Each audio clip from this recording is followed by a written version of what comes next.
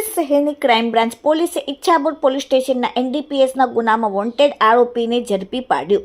સુરત શહેર હદના વિસ્તારમાં no drugs in Surat city કાર્યક્રમ અંતર્ગત નોંધાયેલ એનડીપીએસના ગુનામાં રીઢા વોન્ટેડ આરોપીઓને ઝડપી પાડવા માટે સૂચના આપેલ હતી, જેથી જે સૂચનાને અનુસંધાને એન્ટી ઓર્ગેનાઇઝ ક્રાઇમ સ્કોડના પોલીસના માણસોને ટેકનિકલ સોર્સ અને અંગત બાતમીના આધારે ઈચ્છાપુર પોલીસ સ્ટેશનમાં એનડીપીએસના ગુનામાં વોન્ટેડ આરોપી પપ્પુ રહેવાસી હાલ પાંડેસરા ભીડબંજન સોસાયટી પાસે છે, જે માહિતીના આધારે પપ્પુ રાઉત મોચી રાઉત ધંધો પાન પાર્લરનો રહેવાસી સાંઈ સમર્પણ સોસાયટી રામનગર હાઉસિંગ સોસાયટી સામે ઉધના સુરત અને મૂળ વતન ઓડિશાવાળાને પાંડેસરા ભીડબંજન સોસાયટી પાસેથી પકડી પાડવામાં આવેલ છે।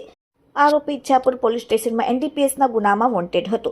આરોપી ગાંજા તથા દારૂ પીવાનો વ્યસની હોય, જેથી તેનો ખર્ચ કાઢવા કતારગામ રેલવે પટરી ઉપરથી કાલિયા નામના ઈસમ પાસેથી ગાંજાની ખરીદી કરી 500,000ના કમિશનથી બારોબાર વેચાણ કરતો હોવાનું એમઓ ધરાવે છે।